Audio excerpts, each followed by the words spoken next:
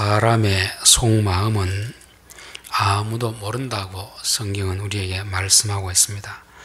하나님의 마음도 성령님만이 아시고 사람의 마음도 사람에 있는 영만이 안다고 했습니다. 그러나 그 마음이라는 것은 겉으로 조금 드러나긴 하지만 겉으로 드러나는 모습이 속마음과 같지는 않습니다. 같은 경우도 있지만 다른 경우가 많이 있습니다.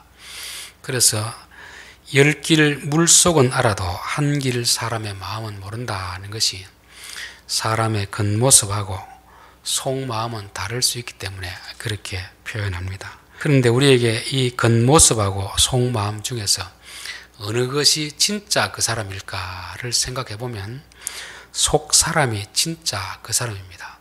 근데 우리는 어떤 사람을 볼 때, 어떤 사건을 볼 때 그 속 사정을 알기보다 속 마음을 알기보다 겉으로 드러난 그 외형, 외모를 보고 판단할 때가 참 많이 있습니다. 그러다 보니까 사실을 제대로 알지 못하고 사람도 제대로 알지 못하고 속 마음을 모르고 겉모습만 가지고 판단하다 보니까 때로는 실망하기도 하고 때로는 우리가 잘못된 생각에서 내가 본 것보다 다르구나 그렇게 느낄 때도 있는 것입니다. 사람이 나이가 어릴수록 그 사람을 우리가 많이 보고 나이가 들수록 속 사람을 많이 보게 된다고 합니다. 그만큼 사람이 철이 들어간다는 것입니다. 사람을 대할 때도 속 사람을 보고 선택할 수 있다면 그 사람은 좀 지혜로운 사람이고 겉만 보고 선택하면 좀 어리석은 사람이라 성경은 그렇게 말씀하고 있습니다. 자, 오늘 7절 말씀 보면 너는 미련한 자의 앞을 떠나라. 그 입술에 지식 있음을 보지 못함이니라. 미련한 자의 앞을 떠나라 하는 것은 미련한 자와 사귀지 말라 이런 뜻입니다. 우리가 모든 사람하고 다 친하게 지낼 수는 없습니다. 같은 마을에 있어도 친하게 지내는 사람이 있고 그저 인사치레로 지내는 사람이 있고 직장 동료도 마찬가지입니다.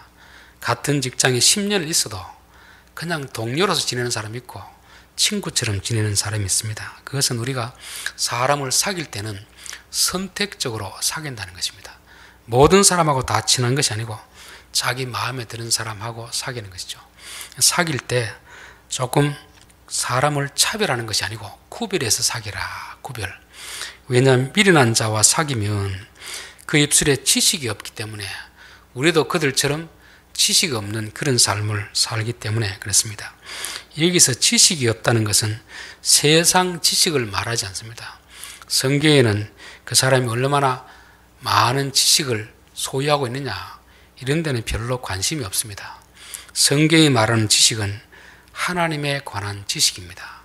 성경을 많이 알고 있는 그런 지식이 아니고 하나님을 얼마나 삶으로 경험을 했느냐 그 지식을 말씀하고 있습니다. 그러다 보니까 예수님은 세상 지식이 많은 바리새인, 서기관들을 그렇게 좋아하지 않았습니다. 오히려 세상 지식은 별로 없더라도 세리와 창기들, 예수님에 대해서 관심을 가지고 예수님 앞에 나온 그런 사람을 반겼던 것이 바로 이 지식이 세상 지식이 아니라 하나님에 관한 지식이기 때문에 그렇습니다. 여기서 지식이 없다는 것은 단지 교회 다니지 않는 불신자를 말하는 것도 아닙니다. 교회 다니는 사람들 가운데서 하나님에 대한 지식 없는 그런 미련한 사람을 멀리하라고 성경은 우리에게 말씀합니다.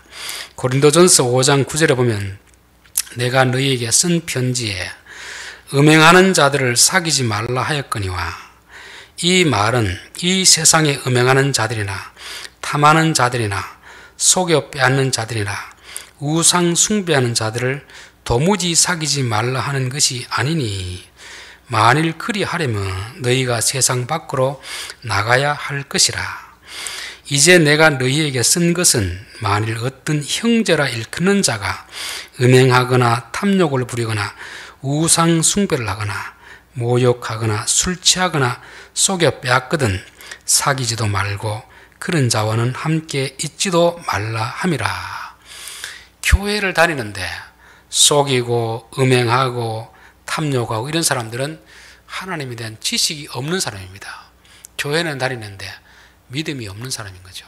그래서 그런 사람은 좀 사귀지 말아라, 그런 말씀을 하고 있습니다. 지식이 있는 사람과 사귀면 우리에게 없는 지식도 생깁니다. 근데 지식이 없는 사람하고 사귀다 보면 우리에게 있는 지식마저도 다 빼앗기게 되는 그런 것입니다. 그래서 저는 우리 성도들이 어떤 사람을 만날 때, 특별히 가까이 할 때, 내가 저 사람을 만나서 영적으로 도움이 되는 사람은 가까이 하시고, 만나보고 영적으로 자꾸 손해가 된다 싶으면 멀리 하는 것이 지혜로운 삶입니다. 자, 잠언 13장 20절에 보면 지혜로운 자와 동행하면 지혜를 얻고 미련한 자와 사귀면 해를 받느니라. 이 사람은 영향을 받을 수밖에 없기 때문에 지혜로운 사람과 있으면 말 한마디를 나누더라도 내가 모르는 지혜를 깨닫게 되는 것이고, 그러나 미련한 자와 사귀면 그 미련한 자는 하나님을 모르는 사람이기 때문에 죄를 짓기 때문에 결국 해를 당하는 것이고, 우리도 같이 있다가 해를 당할 수 있기 때문에 미련한 자와 사귀지 말고 미련한 자와는 멀리하라고 그렇게 말씀하는 것입니다. 자, 8절 말씀, 슬기로운 자의 지혜는 자기의 길을 아는 것이라도 미련한 자의 어리석음은 속이는 것이니라. 자기의 길을 알고 자기를 아는 것이 지혜라고 말씀하고 있습니다. 너 자신을 알라. 그 말은 그만큼 사람이 남은 잘 알아도 자기 자신을 모른다는 것입니다. 그런데 자기 자신을 아는 것이 지혜이고 자기 자신을 모르는 것이 이게 미련함입니다. 그런데 우리가 우리 자신을 알려고 하면은 반드시 알아야 될 대상이 하나님을 알아야 됩니다. 하나님을 알 때 우리 자신을 알 수 있습니다. 하나님을 모르면 우리를 모르는 것이죠. 마치 자식이 부모를 알아야 자기가 어떤 존재인지 알 수 있듯이 부모를 모르면 자기가 어떤 존재인지 모릅니다. 왜냐하면 우리의 삶이라는 것은 많은 부분을 유전적으로 물려받게 되거든요. 성격적인 거, 어떤 재능적인 거, 심지어 걸음걸이까지 부모를 따라가잖아요. 그렇기 때문에 부모를 알면 내가 어떤 존재인가 알 수 있습니다. 부모를 모르면 자기가 어떤 존재인지 모릅니다. 그와 마찬가지로 사람은 하나님을 알면 우리가 어떤 존재인지 알 수가 있지만 미련한 자들은 하나님에 대한 지식이 없기 때문에 자기가 어떤 존재인지 모릅니다. 그런데 미련한 자의 어리석음은 속이는 것이니라. 이게 무슨 뜻이냐 하면은 미련한 자는 하나님을 모르기 때문에 자기를 모릅니다. 자기를 모르는데 자기는 안다고 생각하는 거죠. 성경을 통해서 사람을 알면 제대로 아는 것이지만 성경이 아니고 세상 사람들이 하는 말을 듣고 자기를 알면 그것은 잘못된 정보이기 때문에 속이는 것이 됩니다. 성경은 사람들을 다 죄인이라고 말합니다.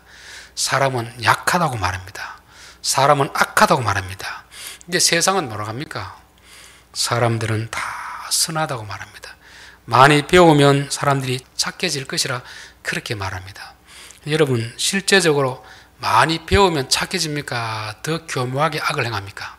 오히려 학벌이 낮은 사람들이 더 순수한 경우가 많이 있습니다. 그러니까 사람이라는 것은 많이 배운다고 선해지는 건 아닙니다. 속 사람이 바뀌어야 선해지는 것입니다. 세상 사람들이 가르치는 걸 보면 참 사람들에게 긍정적으로 말하는데 그게 바로 우리가 우리 자신을 속이는 것입니다. 우리가 얼마나 연약한 존재인가, 우리가 얼마나 죄에 대해서 잘 넘어질 수 있는 존재인가, 이 사실을 알고 인정해야 우리가 예수님의 도움을 구하고 구원을 얻게 되는 것입니다. 근데 세상은 예수님 필요 없도록 사람은 완벽한 것처럼 그렇게 가르치니까 그게 스스로 자기를 속이는 것입니다. 우리 몸에 암이 있으면 뭐라고 해야 됩니까? 당신 몸에 암이 있으니까 그대로 두면 얼마 있으면 죽습니다. 이게 정직한 가르침이잖아요. 그런데 세상 가르침은 그거 암이 아닙니다. 혹입니다. 그대로 둬도 괜찮습니다. 이렇게 하면 그 사람 하는 말을 듣고 내가 그렇게 믿으면 내가 내 자신을 속이는 것이 됩니다.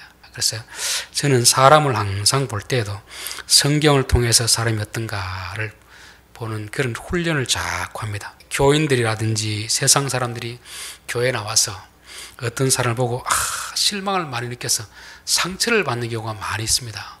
그것은 왜 상처를 받냐면은 사람이 어떤 존재인지 모르기 때문에 그렇습니다. 자기가 가진 어떤 생각, 기준을 가지고 저 사람은 저럴 것이다 그렇게 생각하다 보니까 실제는 그런 사람이 아닌데 자기 스스로 자기를 속이니까 사람들에게도 실망을 많이 느끼게 되는 것입니다. 근데 우리가 성경을 통해서 보면 아브라함, 야곱, 요셉, 모세 이런 사람 보면은 그렇게 하나님 앞에 쓰임 받은 사람도 참 어이없이 무너지는 걸 보게 되잖아요. 이게 사람이거든요. 성경을 통해서 우리 자신을 보면 우리를 바로 알 수 있지만 성경이 아닌 세상 사람들의 말을 듣고 우리를 보면 우리는 우리 스스로 우리를 속이는 그런 삶이 되는 것입니다. 자, 9절 미련한 자는 죄를 심상히 여겨도 정직한 자 중에는 은혜가 있느니라 되었습니다. 또 미련한 자의 특징 중에 하나가 뭐냐면 죄를 심상히 여긴다. 여기 심상히 여긴다는 말은 죄를 우습게 여긴다, 가볍게 여긴다 이렇게 됐습니다. 여기도 죄라는 단어보다는 죄에 대한 벌을 가볍게 여긴다 그렇게 보는 것이 좀 더 적절할 것 같습니다. 이 죄라는 것은 참 무서운 것인데 마귀는 자꾸 죄는 별것 아닌 것처럼 이렇게 우리에게 자꾸 유혹을 합니다. 유혹. 성경에 분명히 선악과를 먹으면 반드시 죽는다 그렇게 말씀했습니다.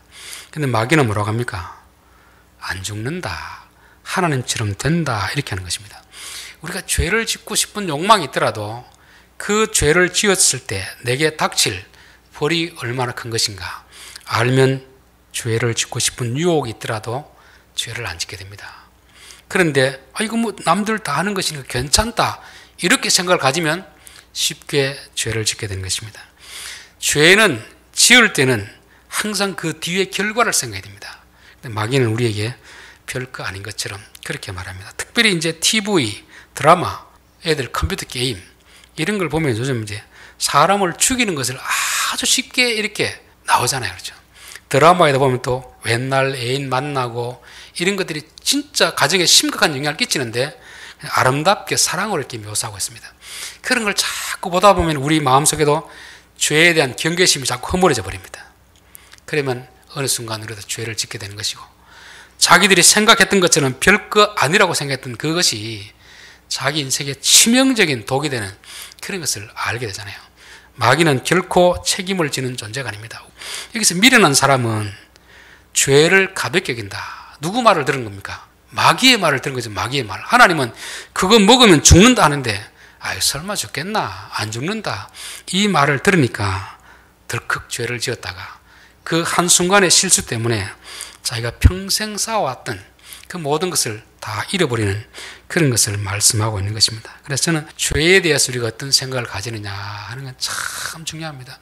우리는 뭐 이런 죄쯤이야 뭐 흔히 지을 수 있겠지 하는데 성경은 이런 죄쯤이 아닙니다. 그런 죄 때문에 하나님이 그 아들을 십자가에 못 박아 죽이는 것입니다. 그러니까 우리가 별것 아니라고 생각하는 그 죄가 하나님 보시기에는 자기의 사랑하는 아들을 십자가에서 죽여야 될 만큼 그만큼 큰 벌이 있다는 것을 보여주고 있는 것입니다. 그래서 우리가 믿음이 좋아진다는 것은 제가 봤을 때 다른 게 아닌 것 같아요. 죄에 대해서 점점 민감해지는 것입니다. 예전에는 이 정도쯤은 남들 다 하는데 이렇게 생각하다가도 믿음이 자라면 내가 또 이런 큰 죄를 지었구나. 하나님 앞에 회개하고 이렇게 살아가는 사람이 지혜로운 사람이요 믿음이 자라가는 그런 사람을 말씀하고 있습니다. 자, 정직한 자 중에는 은혜가 있느니라. 정직한 사람은 죄에 대한 결과가 어떠한지 바로 아는 사람이거든요. 그러니까 죄에 대해서 유혹이 오더라도 떨쳐버리는 것입니다. 또 하나님이 선을 행하는 사람을 얼마나 기뻐하는 걸 알기 때문에 그들은 죄를 짓지 않고 선을 행하기 때문에 그 정직한 자 중에는 은혜가 있다. 그렇게 말씀하는 것입니다. 자, 10절 마음의 고통은 자기가 알고 마음의 즐거움은 타인이 참여하지 못하느니라. 내 속 마음은 남이 모릅니다. 그냥 표정을 보고 대충 이렇게 넘겨짚을 수 있는데 진짜 속마음은 남들이 모릅니다. 내가 말하기 전까지는. 아니 내가 말하더라도 상대방은 내 마음을 다 이해해 주지 못합니다. 이게 인간이 가진 한계이거든요. 근데 사람들은 뭐라고 하냐면은 어떤 기대를 하느냐 하면은 4, 50년 살았으면은 부인이 이제 내가 말 안 해도 내 마음 알겠지. 남편은 내 표정만 봐도 알겠지. 그게 미련한 것입니다. 사람은 남의 마음을 모르고 이야기해도 다 공감하지 못하는 것이 이게 사람인데 한 10년, 20년 오래 살았으면 이제 알았어. 내가 말 안 해도 알아서 다 하겠지. 이게 미련하다는 것입니다. 사람은 그 정도로 유능한 존재가 아닙니다. 우리의 마음을 다 아는 것은 하나님만이 아시고 예수님만이 압니다. 수가성 우물가 여인이 참 답답해서 예수님과 이야기하다가 이야, 이분이 진짜 선지자구나. 그래서 자기 마음속에 있던 궁금한 걸 물어봤잖아요.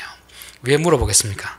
남편을 5명 두고 6번째 남자를 데리고 살아도 이런 바보 같은 남자들은 부인이 말을 해도 못 알아먹는데, 이 처음 본 청년 예수님은 말 안 해도 그 속마음을 다 아는 것입니다. 그래서 저는 우리가 어떤 답답한 일이 있을 때 사람에게 자꾸 말을 해가지고 저 사람이 내게 위로해 주기를 기대하거나 이해해 주기를 기대한다면 그것은 좀 어리석은 것이 아닌가, 그런 생각이 들어요.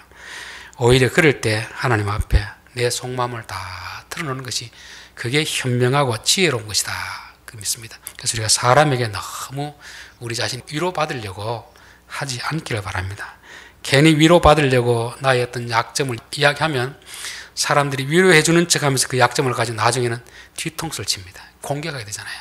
그래서 우리의 약점, 우리의 참 열등감, 이런 것들은 사람에게 아뢰는 게 아니고 하나님 앞에 아뢰고 하나님이 위로해 주시도록 그렇게 기도하는 것이 이게 지혜로운 자입니다.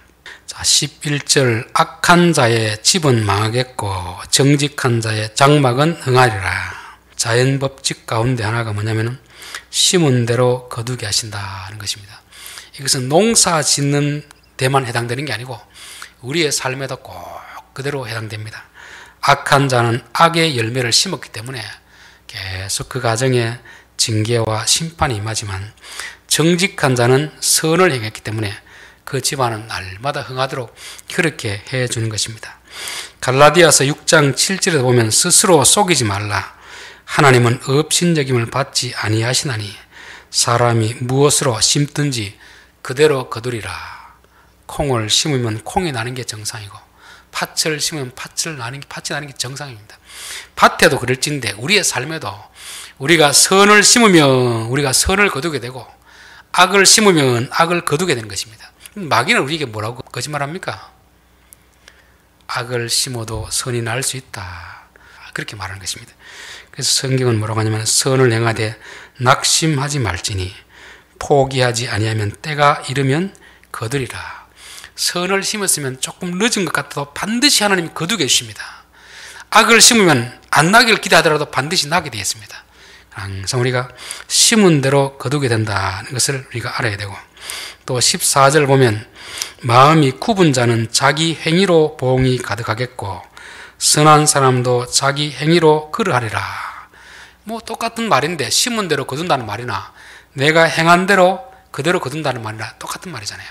씨는 땅에 심지만 우리는 어디에 심습니까? 다른 사람에게. 다른 사람에게 어떻게 행했느냐 따라서 그게 씨앗이 돼서 열매로 내게 돌아온다는 것입니다.